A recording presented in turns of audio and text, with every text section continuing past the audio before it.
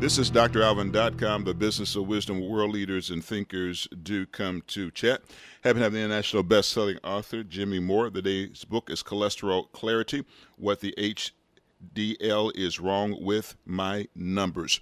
First of all, tell me about your personal story as it relates to you and your brother, Kevin. Yeah, back in 2000 or let me back up even further than that. Back in 1999, my brother Kevin, he's my only full-blooded brother, 4 years older than me, had a series of heart attacks at the age of 32.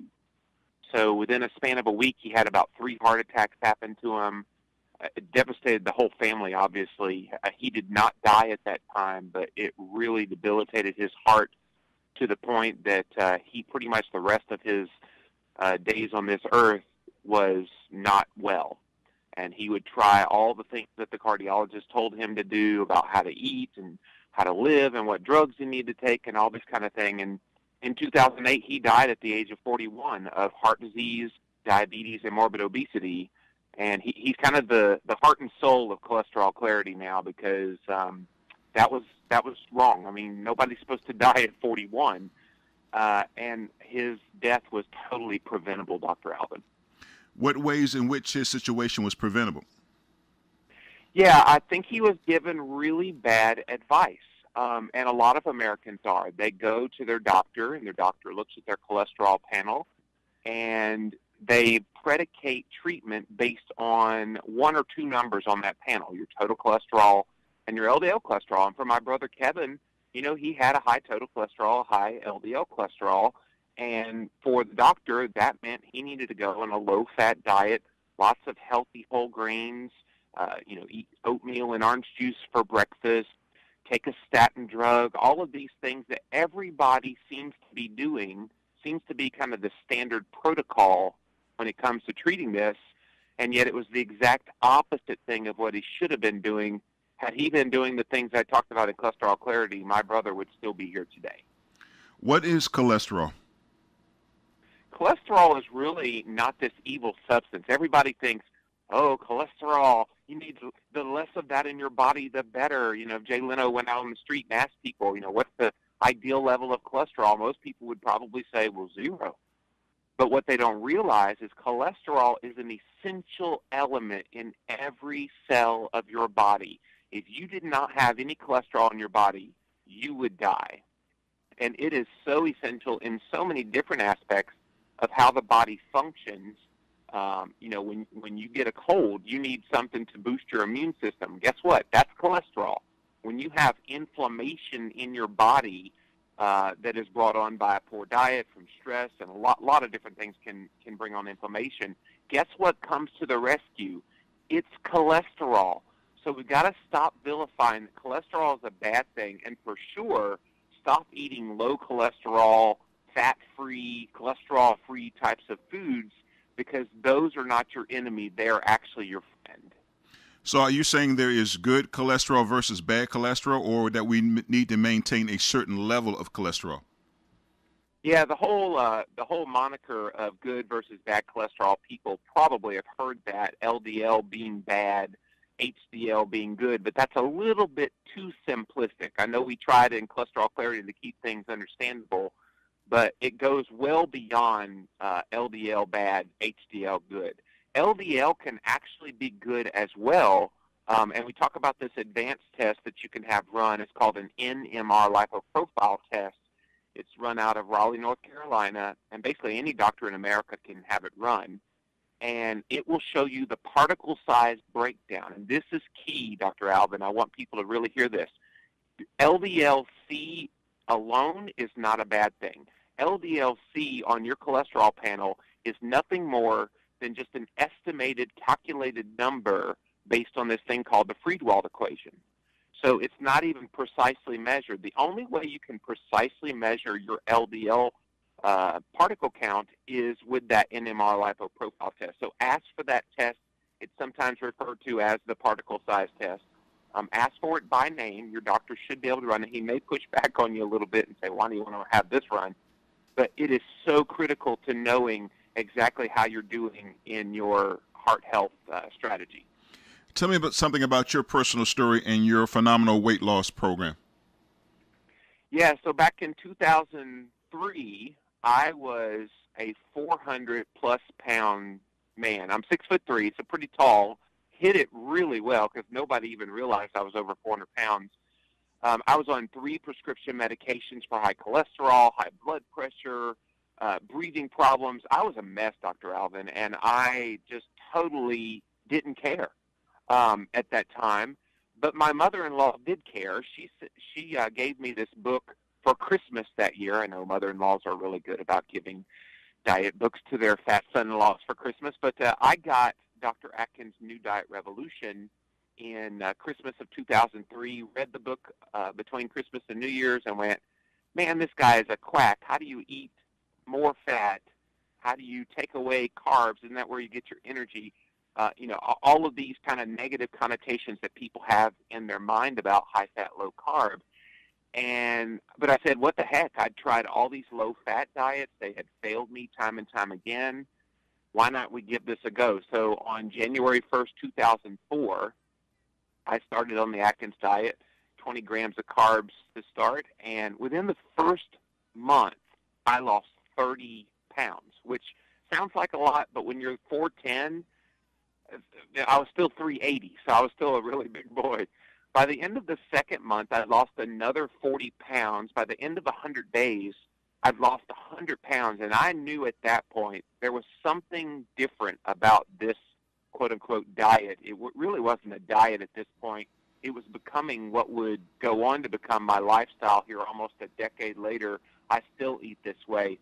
By the end of that year, I ended up losing a total of 180 pounds off my body, totally revolutionized not just my weight and health, but also my career. I now do blogging and podcasting for a living, trying to help others get this message and, of course, writing books about it as well.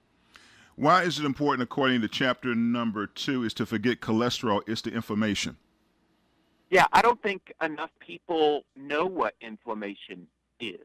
Their doctors, they just see a high cholesterol, and they're not getting to the root of why the cholesterol is elevated to begin with. And there's so many things that can raise cholesterol. We write a whole nother chapter just on that, all these different things that are totally unrelated to anything that most mainstream doctors would even think about, and yet they are such a critical part of why cholesterol is elevated. And the reason the cholesterol is there is because there's inflammation somewhere in the body. So, for example, I recently had some infected teeth and some mercury amalgams in my teeth. Well, I got all of that taken out of my body so that I could hopefully heal from that. And I'm sure I had inflammation from that was raising my cholesterol somewhat.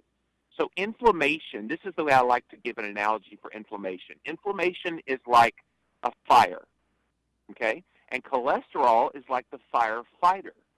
So if a firefighter goes to the scene of the fire, are we blaming cholesterol or the firefighter for why the fire happened? No. And yet we're doing the exact same thing with cholesterol when we blame it instead of the inflammation. It's the fire in our body that is being brought on by the stress in our lives. Too many of us live stressed lives. You got to chill out, people. And then the other thing is we're inflaming our bodies with the foods that we're eating, and the very foods we're being told to eat more of. Healthy whole grains, carbohydrate source foods, and these vegetable oils like canola oil. Stop cooking in that. Go back to real whole food sources of fats like butter, coconut oil, lard, full-fat meats and cheeses. That's the way God intended. We really need to eat that way again, and we'll get rid of that inflammation. The name of the book is Cholesterol Clarity, What the HDL is Wrong with My Numbers. Let's look at one other thing. Chapter number 17, The Low-Fat Vegetarian Myth. Tell me about that. Yeah, I think when people hear heart healthy, the first thing they think of is, well, I got to cut down on my fat because that's clogging my arteries, and I guess it should be vegetarian because we all know that meat is very unhealthy for you, red meat especially. And I just think it's just been really slick propaganda that people buy into that. And unfortunately, I mean, if you can eat a vegetarian, low-fat, vegan type of diet, go for it. And you're happy with it, and all your numbers come out beautifully, go for it. I think that's much better than the standard American diet that far too many of us Americans are eating. But it's not the one and only way to being optimally healthy in your heart. You need fats in your diet. If you're eating low fat, you are robbing your body of the very ingredients that it needs to make HDL cholesterol a key part of your cholesterol panel. And if you're consuming a lot of carbohydrates, even the so-called healthy ones like vegetable carbs, those can still spike your triglycerides. And it's that number between the triglycerides and HDL ratio that is so important. If you have a triglyceride HDL ratio over 2.0, guess what? You've got to bring down the carbs. You got to bump up the fat in your diet. And if you're eating a low-fat vegetarian diet, you can't do that. You're putting yourself at greater risk for heart disease, I believe, by eating that way than if you eat the way we talk about in Cholesterol Clarity. This particular chat will be featured at dralvinradio.com, dralvin.com on Facebook, and also the conversation will continue on Twitter at Dr. Alvin Jones. That's where we discover wisdom, one brilliant mind at a time. Give me a final thought and tell me why I should get a copy of this book and how to get a copy of this book. Well, the number one reason why people should get a copy of this book is there's nothing else out there like it. It's the only book. There's been a lot of books that have been put out there. Well, don't worry about cholesterol. It's not important. Well, while I may agree with that in spirit, Dr. Alvin, I live in the real world. I get 400 to 500 emails a day from people who read my blog and listen to my podcast, and they say, I know I'm not supposed to be worried, but I'm worried. And what we do is we literally walk, holding their hand through this book saying, look, this is the real deal. And it's not just me talking. I have 29 experts from around the world that I interviewed. My skill set is at interviewing people, so I was able to go out and find and handpick 29 people to interview to get their quotes and their experts, MDs, PhDs, RDs, all these people that are really top-notch in their field. My co-author is a medical doctor at Duke University in Durham, North Carolina, Dr. Eric Westman. This isn't just some Joe Schmo that lost some weight who's putting a book out there. I really tried hard to find the best, the creme de la creme of cholesterol. And so they're in the book. You can definitely find out more information at cholesterolclarity.com. We've got all the links to Amazon. It's available in bookstores. And we've got a free sample chapter there, so definitely check it out. Well, thank you so very much for being a part of the day's broadcast, and may this be your best day ever, okay? It already is, my friend.